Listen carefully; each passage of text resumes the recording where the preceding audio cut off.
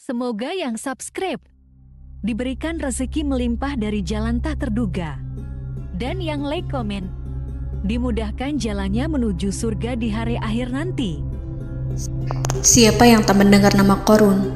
Dia adalah seorang sosok kaya raya di zaman Nabi Musa yang namanya melegenda hingga sekarang.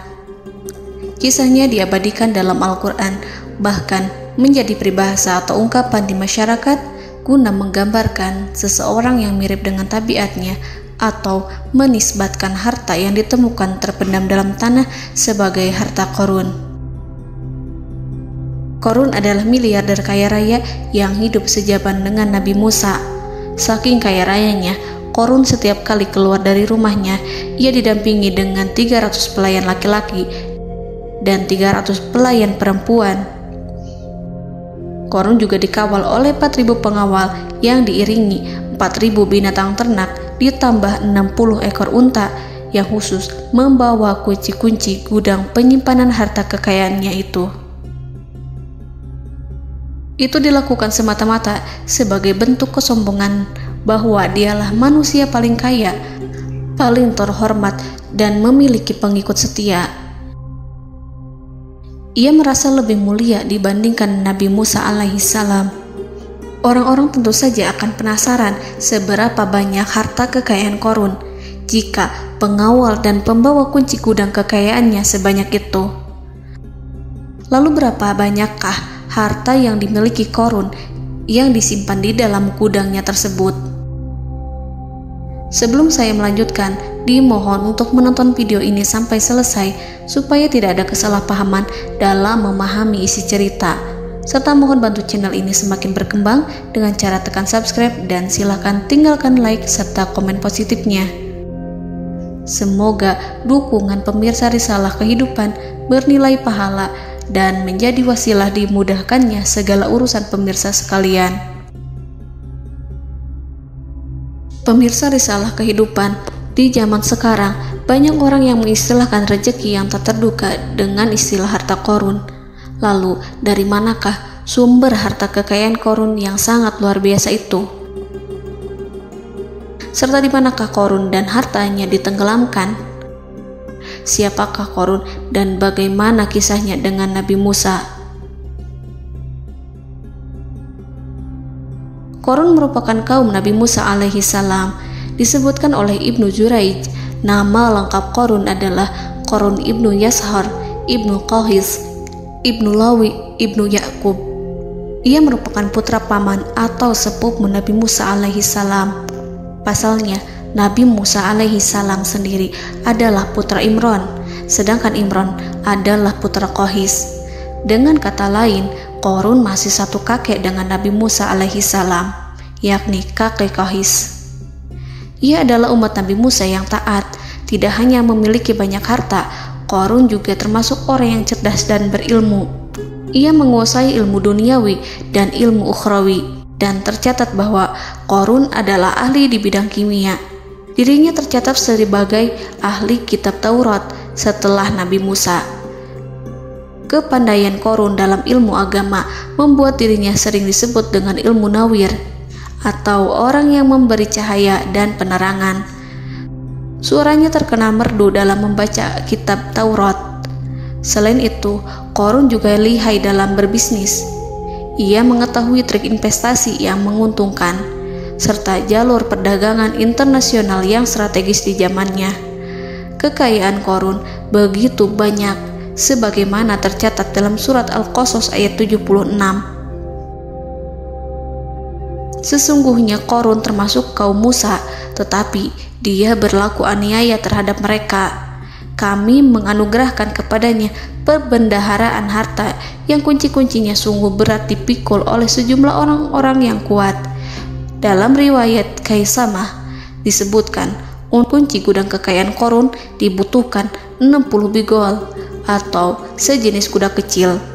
Ukuran kuncinya sebesar jari, bahannya terbuat dari kulit, dan setiap kunci digunakan untuk satu gudang.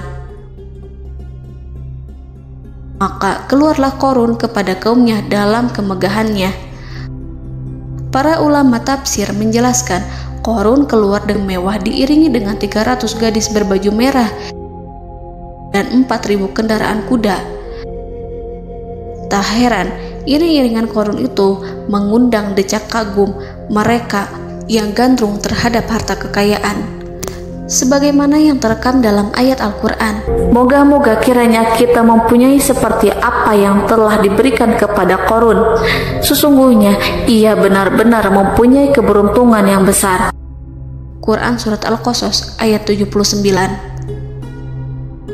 Namun tak sedikit kaumnya yang mengingatkan. Ingatlah ketika kaumnya berkata kepadanya, janganlah engkau terlalu bangga, sesungguhnya Allah tidak menyukai orang-orang yang terlalu membanggakan diri atau farihin. Ulama menafsirkan istilah farihin di sana juga berarti takabur, zolim, berbuat kerusakan, arogan, dan tak mau bersyukur terhadap nikmat.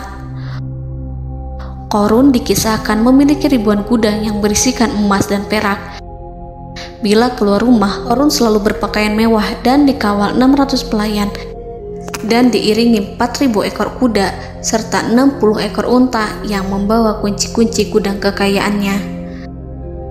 Namun, sayangnya Qarun kemudian membangkang pada Nabi Musa dan menjadi pengikut setia Fir'aun. Mengenai dari mana asal-usul kekayaan Qarun, ada beberapa riwayat yang memberitahukan tentang asal-usul kekayaan Qarun. Sumber pertama menyebutkan bahwa jauh sebelum memiliki kekayaan, Qarun hanyalah seorang lelaki miskin yang tidak mampu menafkahi keluarganya. Anaknya sangat banyak. Lalu suatu ketika Qarun datang kepada Nabi Musa. Ia meminta Nabi Musa alaihi salam untuk mendoakannya agar Allah memberikan harta benda yang banyak. Qarun juga meminta Nabi Musa mengajarinya ilmu kimia dan ilmu-ilmu kehidupan lainnya. Qarun dikenal sebagai orang yang soleh dan mengikuti ajaran Ibrahim dengan baik, sehingga tanpa pikir panjang, Nabi Musa alaihi salam menyetujui permintaannya. Allah Subhanahu wa ta'ala mengabulkan doa Nabi Musa. Qarun diberikan kecerdasan luar biasa dan menguasai ilmu yang telah diajarkan kepadanya.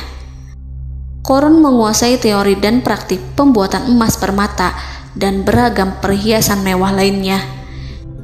Ia juga pakar dalam ilmu arsitektur, rancangan bangunan, penataan kota, dan lain sebagainya. Tidak lama setelah itu, hidupnya berubah. Qarun pun hidup dengan bergelimbang harta. Ribuan gudang yang dimilikinya penuh dengan emas dan perak. Namun, sayangnya, keberuntungan yang didapatkannya membuatnya gelap mata. Qarun mulai hidup dengan penuh pamer, keangkuhan, dan penuh kesombongan. Kekayaan yang diberikan Allah Subhanahu wa ta'ala membuatnya lupa dengan Sang Maha Pemberi. Qarun merasa lebih terhormat dan mulia dibandingkan Nabi Musa. Ia pun akhirnya membelot dan durhaka pada Musa. Ia mengingkari janji-janjinya dulu dan beralih menjadi pengikut Fir'aun yang setia. Loyalitas Qarun terhadap Fir'aun membuatnya diangkat menjadi kepala mandor yang membawahi ribuan pekerja. Dikisahkan bahwa Qarun bersikap semena-mena terhadap para pekerja. Ia tega memotong upah mereka.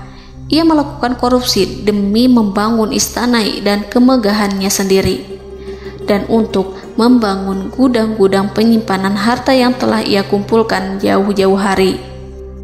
Ketika datang perintah zakat, Nabi Musa alaihi salam pergi menemui Qarun dan memerintahnya mengeluarkan zakat sebesar 1 dinar dari setiap 1000 dinar hartanya, 1 dirham dari setiap 1000 dirham, 1 kambing dari setiap 1000 kambing, dan seterusnya. Setelah Qarun menghitung seluruh hartanya, ternyata jumlah zakatnya sangat besar. Kekikirannya pun mulai menghalangi hatinya untuk mengeluarkan zakat. Qarun enggan membayar zakat ketika Nabi Musa alaihissalam menagih zakat yang diperintahkan oleh Allah untuk ditunaikan olehnya. Ketika Qarun dimintai zakat, ia langsung marah dan tidak memberikan sedikit pun kekayaannya. Dia berpikir bahwa harta kekayaan yang dimilikinya didapat dari hasil kerja dan usahanya, dan tidak ada kaitannya dengan siapapun, termasuk Allah Subhanahu wa Ta'ala. Janji Qarun untuk lebih taat beribadah dan membantu sesama jika diberi kekayaan oleh Allah dilupakannya. Dia mempergunakan kekayaannya tersebut dalam kesesatan, kezoliman, dan permusuhan, sehingga membuatnya menjadi sombong dan terlena. Orang-orang beriman pada masa itu sering menasihati Qarun untuk bersyukur atas nikmat yang telah Allah berikan, tetapi dia tidak mengindahkan nasihat tersebut. Dari sikapnya tersebut sudah jelas bahwa Qarun tidak membutuhkan nasihat kebenaran, bahkan merasa tidak takut dengan ancaman Allah. Sebab Qarun merasa sudah memiliki segalanya. Qarun merasa dirinya hebat dan pintar serta punya banyak pengikut setia, punya banyak pengawal dan merasa aman karena dekat dengan Raja Fir'aun. Qarun berkata, "Sesungguhnya aku mendapatkan harta ini karena ilmu yang ada padaku." Qarun sangat sombong. Ia merasa hartanya didapatkannya sendiri tanpa campur tangan dan kehendak Zat yang Maha Kaya, yakni Allah Subhanahu wa Ta'ala. Apakah Qarun lupa ataukah ia tidak tahu bahwa Allah telah membinasakan orang-orang sombong sebelumnya yang bahkan lebih kuat darinya, yang lebih kaya darinya, yang lebih banyak pengawalannya, lebih kokoh dan tak terkalahkan dibanding dirinya? Karena terdorong sifat kikir dan angkuh, maka Qarun membuat rencana untuk melakukan tipu daya agar dia terlepas dari kewajiban membayar zakat. Dia ingin menjatuhkan nama baik dan citra baik Nabi Musa. Kemudian dia mengumpulkan tokoh-tokoh konglomerat Bani Israel. Ia berkata kepada mereka, "Wahai saudara-saudaraku, terhadap apa yang diperintahkan Musa untuk membayar zakat, apakah kalian akan mematuhinya? Sekarang dia hendak mengambil harta yang ada di tangan kalian, maka pikirkanlah suatu cara untuk menghindari perintahnya." Para pembesar-pembesar yang dipanggil kemudian menjawab, "Wahai paduka Qarun, engkau lebih besar daripada kami. Kami akan melakukan apapun yang kau inginkan." Qarun berkata, "Datangkanlah kepadaku wanita cantik. Aku akan memberinya hadiah besar jika ia berhasil menggoda dan memfitnah Musa." Ketika wanita cantik yang diinginkannya datang, Qarun memberikan kepadanya uang muka sebagai jaminan. Ia akan membayarkan seluruh yang dijanjikannya ketika berhasil menjalankan misinya. Bukan hanya itu, Qarun pun berjanji akan menjadikan wanita ini sebagai istrinya. Keesokan harinya, Qarun mengumpulkan Bani Israel. Setelah itu, Qarun menghadap kepada Nabi Musa seraya berkata, "Orang-orang menanti kedatangan Anda, sampaikanlah saran dan nasihat kepada mereka." Nabi Musa kemudian keluar dari rumahnya. Ia mulai menyampaikan nasihat pada umatnya. Di antara nasihatnya, beliau berkata, "Barang siapa yang mencuri, aku akan memotong tangannya. Barang siapa yang memfitnah, aku akan mencambuknya sebanyak 70 kali. Barang siapa yang tidak mempunyai istri dan dia berbuat zina, maka aku akan mencambuknya sebanyak 70 kali. Adapun barang siapa yang memiliki istri dan ia berbuat zina, aku akan rajam dia sampai mati." Qarun kemudian berkata, "Apakah ini juga berlaku untuk Anda jika Anda sendiri yang berbuat zina? Apakah Anda akan menerima hukumannya?"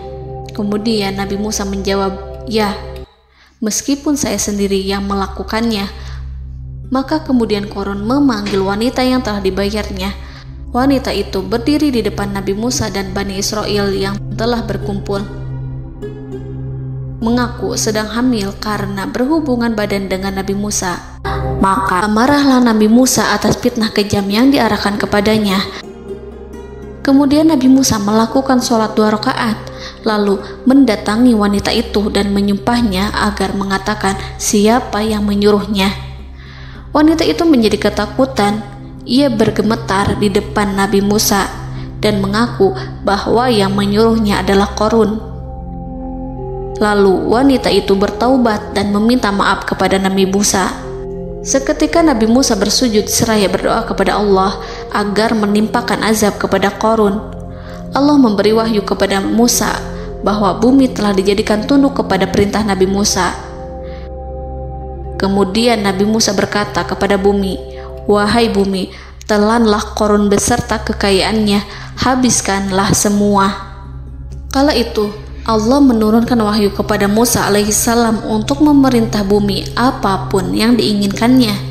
Begitu Nabi Musa alaihissalam datang dengan wajah sangat marah, barulah Qarun merajuk, "Wahai Musa, sayangilah aku." Sementara Nabi Musa alaihissalam tak bergeming. Beliau lantas berkata pada bumi, "Wahai bumi, ambillah mereka." Seketika rumah Qarun mulai bergetar. Qarun dan antek-anteknya mulai dibenamkan hingga bagian lututnya. Rumahnya ikut turun sedalam lutut.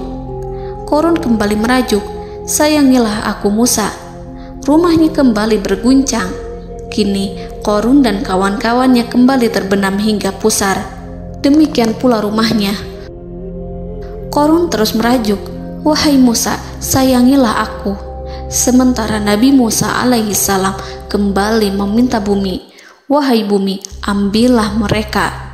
Rumah Qarun berguncang lagi, sementara Qarun dan kawan-kawannya terus terbenam hingga bagian tenggorokannya. Demikian pula rumahnya. Qarun lagi-lagi menjerit, "Wahai Musa, sayangilah aku." Namun Nabi Musa alaihissalam tak bergeming. Beliau terus meminta bumi menelannya hingga akhirnya Qarun dan kawan-kawannya hilang seluruhnya ditelan bumi. Tak lama setelah itu Allah berkata, "Wahai Musa, apa yang membuatmu bersikap demikian? Padahal demi kemuliaanku, andai dia Qarun berdoa kepadaku, niscaya aku akan rahmati. Maka kami benamkan dia beserta rumahnya ke dalam bumi, maka tidak ada baginya satu golongan pun yang akan menolongnya selain Allah, dan dia tidak termasuk orang-orang yang dapat membela diri." Quran Surat Al-Qasas ayat 81. Lalu di manakah lokasi ditenggelamkannya Qarun beserta harta bendanya? Konon berdasarkan kepercayaan beberapa masyarakat setempat, Qarun ditenggelamkan di sekitar sungai atau danau Moris yang terkenal di kota Payom, negara Mesir. Qarun konon mendirikan istana dan di tempat itu pula ia ditenggelamkan.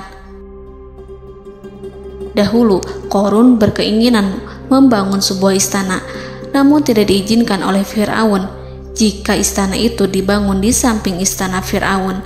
Terlebih, Qarun juga tidak ingin membangun istana di tengah pemukiman Bani Israel yang terletak di tanah Jasan. Fir'aun pun memberikan tanah di wilayah Fayom. Kemudian di tepi sungai Payom inilah Qarun membangun istananya yang megah, dan di dalamnya ia membangun Al-Khunuj, gudang penyimpanan harta berisi emas dan perak. Salah satu bukti arkeologis yang dapat dijumpai di lokasi tersebut adalah runtuhan bangunan yang diduga sebagai tempat tinggal Qarun yang berjarak sekitar 2 km dari Danau Qarun.